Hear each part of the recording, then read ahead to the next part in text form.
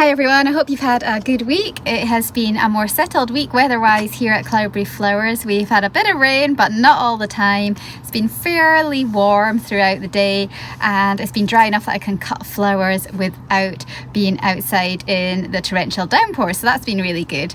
The other thing I've noticed is that the mornings are starting to get a little bit cooler. It's just got that little bit of an autumn feel in the air to things, and that is a good reminder that it's time to get started sowing those cool annual flowers.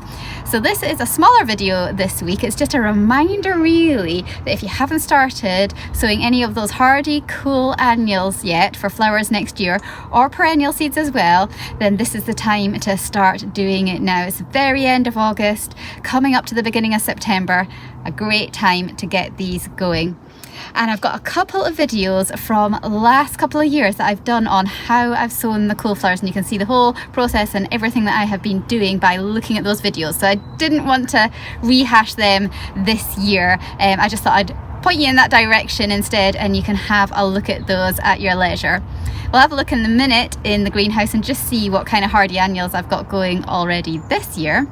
And we'll have a little bit of a chat in a second about last year's weather and hardy annuals, because last winter was a tricky one for getting them overwintered, so we'll talk about that in a little minute. But first of all, you might have noticed that I've got some lovely sunflowers in this bucket here. I've just been cutting for another florist order tomorrow, and just wanted to show you all these gorgeous flowers. And the sunflowers are fantastic. These are pro-cut varieties, and we've got pro-cut orange here, we've got pro-cut plum, and that comes in a few different shades. Just look at this one here, isn't it gorgeous? And then it can come out like this as well, so varying shades. And then these lovely pro-cut orange are beautiful as well. And I might have up here something a little paler, which is pro-cut white night. You can see that one there. So lots of beautiful sunflowers, and they're all fairly small heads, which you might notice, and fairly good sturdy stems, but thinner. They're not really thick, and that is really good for flower arranging. And the way that I get them to grow like this is by planting them closer together. So if you plant your sunflowers about 20 centimeters apart, then they will all grow together in a smaller space en masse, and it'll force their stems to go upwards. Smaller flower heads, slightly thinner stems, but fantastic for bouquets. So they're in the bucket. And what else have we got? We've got these lovely asters. You can see that purple aster down there at the front. Those are annual asters. And this is the best year I've had for them, so maybe that is a video to do next year. If I can crack it again, I can show you how I grew them. And then around here as well, look at these dahlias, aren't they fantastic? We have got these lovely Arbatax dahlias, which are really good. They come year after year for me, really fantastic. We've got Wine-Eyed Jill in there, we've got Henriette as well. How are you doing around this corner? Which I really like. Let me see if I can show you Henriette. There's Henrietta there. Fantastic bucket full of flowers for the florist.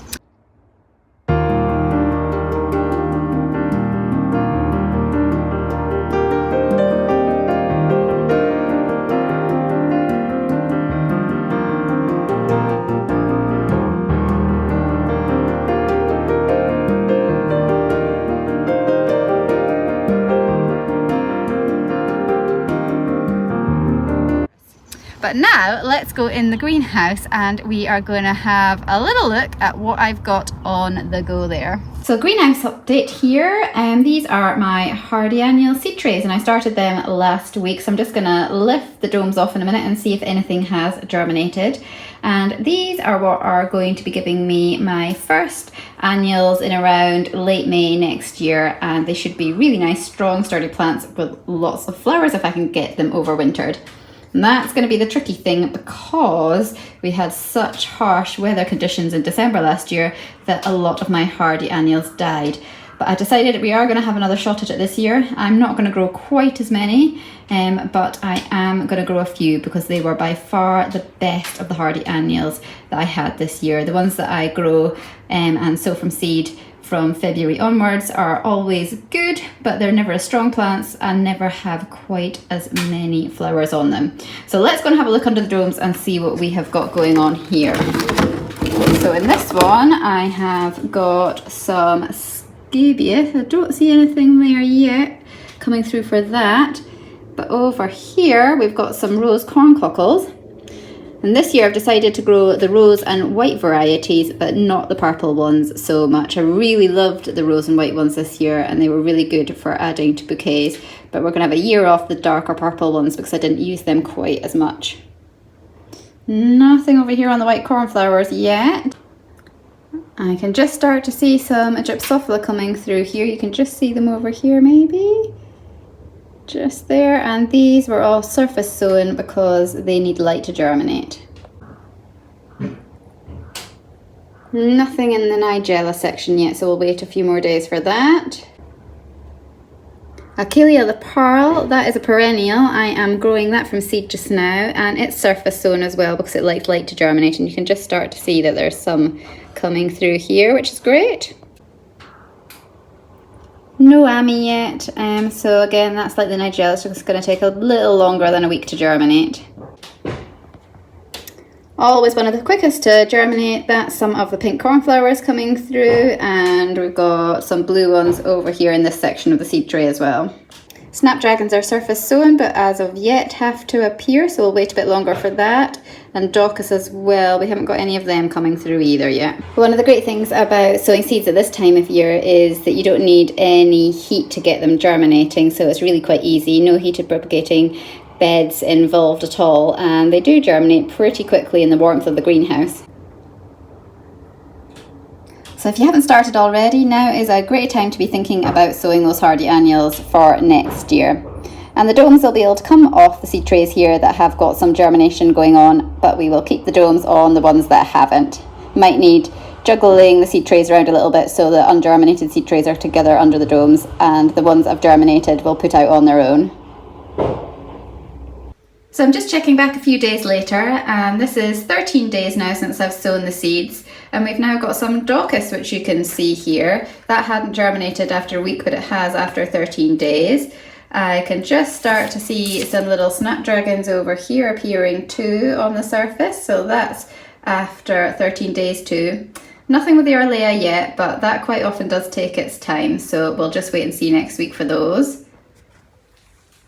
And over here the cornflowers are really coming on, and they're starting to develop their own true leaves now. So these are at the stage where they can get potted on. You can see here that the true leaves are just starting to come. So they've grown a lot in the last couple of days. After 13 days we've got the first Ami that is starting to germinate. So that didn't germinate after a week, but it has now after 13 days, so that's fantastic. Gypsophila Covent Garden, that's come on a lot more in the last few days as well. Still no sign of the Nigella, so we'll see if that comes next week. So the corncockles have grown a lot in the last 13 days too. You can see here that they're starting to get their own true leaves coming up. So these are the seed leaves on either side, the first pair that come up, and then the next ones you see here are the start of the true leaves. And they're getting quite crowded in the seed tray now that they're growing so well, so it's time for potting them on so they can have their own individual spaces to grow. So you can see at this time of year things do germinate very quickly. This hasn't had any bottom heat on it at all. They have just managed to germinate on their own in the greenhouse. And the weather hasn't really been that hot here either, so the greenhouse won't have got that hot in the day, but mild enough that they'll germinate away really easily for you. Your weather may be a lot hotter than mine at this time of year, and it might just be too hot to sow these seeds in the greenhouse. You might be better just having some trays on a table outside and sowing the seeds outside if you've got really hot weather, and they'll germinate away for you there as well. So plan for next week will be to pot on any of the seedlings that are a bit larger, that have some of their true leaves coming and getting quite crowded in the seed tray. They need their own space to grow. And any of them that have just germinated, I'll let them grow on for a few more days yet before potting them on. I'll check for germination of any of the things that haven't come through yet, like their Arlea, and after another week, if nothing has happened, then I might start some more batches as well, just to be sure, with some fresh seed. It's quite likely that the Arlea will come away for me because I know it is a slower one, so I might just have to be patient with that, and I'll let you know how it goes. When the seedlings have got a little bit more established and are a bit bigger to cope outside, I will be planting them out mid-September outside. So not all of them. I'm going to have some that I'm going to keep potted on in the greenhouse, and some of the cornflowers and corn cockles I will put outside in the ground, and we'll see which of the two get on best this winter. So it's a great time to get your hardy annual seeds on the go now, but I thought we could have a chat about last winter. It'll be different for everybody depending on where you're watching from, but I know here in Scotland last year was a really difficult one. We had lots of freezing temperatures over a period of a number of weeks in December, and it went down to -15 overnight. About 5 degrees Fahrenheit, I think that is. And that was super cold, and unfortunately that was cold enough that it took out 3/4 of my seedlings and all my ranunculus last year. They didn't survive the winter. And we had another period of very cold like that in January, and actually the rest of the winter was fairly mild. We didn't have a lot of snow last year. It was just those 2 periods where we had really consistently prolonged freezing temperatures that really destroyed the seedlings. So we have to have a plan going into this year. We have to think, how am I going to get those seedlings through if the same thing happens again? Might not. It might be a really mild winter. But this is my plan of action for what I'm thinking of doing. Sowing my seedlings like I normally do in the greenhouse just now. When they're slightly bigger, I'm going to pot them on.